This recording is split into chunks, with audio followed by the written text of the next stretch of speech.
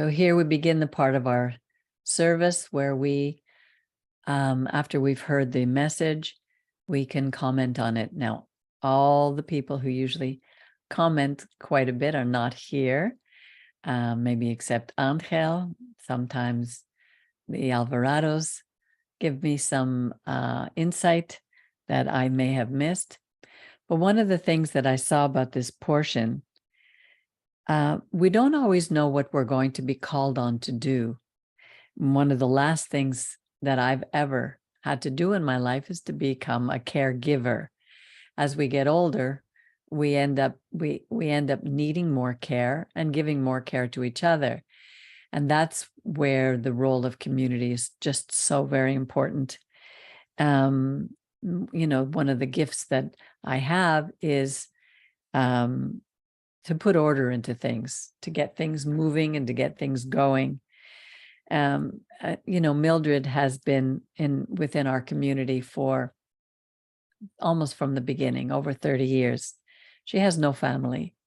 She has no children. Her relatives are far away. And it's fallen upon us to be basically her caregivers. And I've looked and I've seen within this community how we've stepped up. A community isn't always only those of us who are here, like in this congregation. There are also extended communities. And one of the things that I've found is, like with Mildred, some of us within our smaller community has stepped up. Like, I thank you, Rhonda, for helping by going to pick up her laundry and doing that. Baruch calls Mildred to see how she's doing. We found an organization called Vieux Moulin in La Salle. Two very nice young ladies came to visit this past week. One was a young lady from Venezuela, and another was a young lady here from Quebec. And they are a community center in her area where people volunteer. And they have volunteered to call her. Someone is going to call her every day to check in on her. And if they can't reach her, and they've tried several times, they're going to call me. And if none of us can reach her, then I'll call a neighbor or we'll call 911. The community, the larger community, has sent someone to give her a shower, has sent someone to do physiotherapy for her after her fall. So we see the value of living in community, and how sad that so many people in the world today do not have a community to call on, where they feel so isolated, and especially since that virus COVID broke out 3 years ago, many people have gone into isolation, and that isolation causes tremendous damage in our lives. So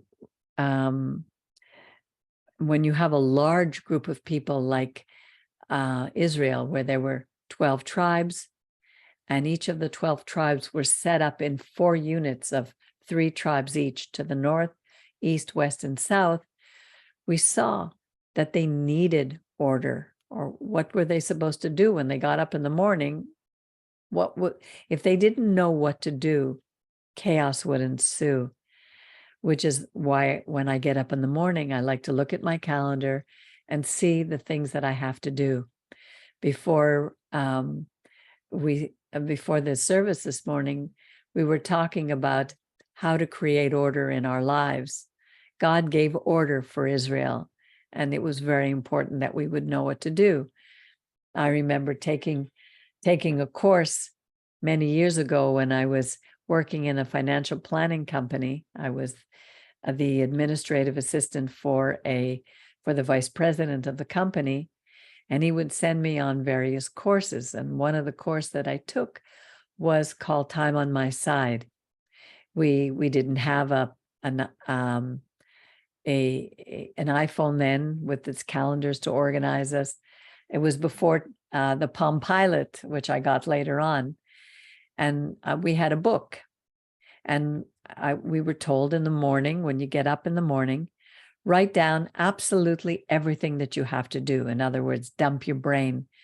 Because when you have a whole bunch of things floating around in your head, it could drive you crazy because you don't know how to manage it. And our lives need to be managed. And they gave 4 Ds, which we would have to do. One was we could choose to do it now.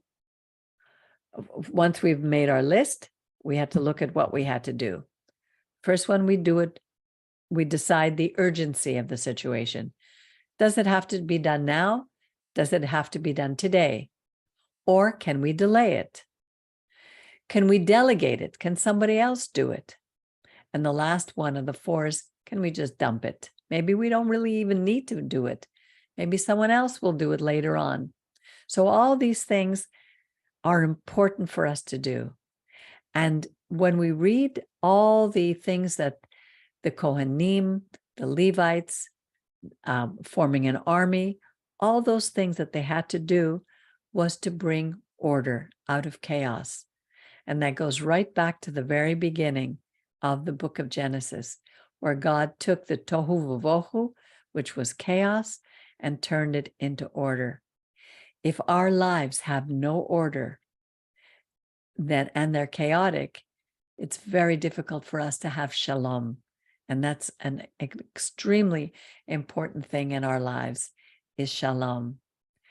Is there anyone today who has something to say about the message that I was bringing for this week called Bamidbar? Because together we're going to go on that journey, the journey of that takes place in each of our lives. And if we each look in our lives, we can see over the past years how we've changed, how we've grown, because we've taken the Torah and we are putting it into practice, which what the journey of the Israelites will be over the next 38 years. But the book of Bamidbar basically took only 1 month. It took place in only 1 month. So do we have anybody who has anything that they would like to add to what they heard this morning? Any questions? Any comments? All right. Well, if there are none, I know that Miriam would definitely have been speaking. Mauricio had been speaking. So what I'll do is I'll send out the message and we will we'll listen to it again that way and we can think. If not, I say Shabbat Shalom to everybody and have a wonderful day. Shabbat Shalom. Shabbat Shalom, everybody. Shabbat Thank Shabbat you, Shalom. Thank you, Shabbat Meg. Shalom. Peggy. Excuse me, what did you say? Thank you for your message. You're welcome. Thank you so much. Have a wonderful day and let's keep praying for each other, keep praying and keep being a part of this wonderful community. Shabbat Shalom. Bye.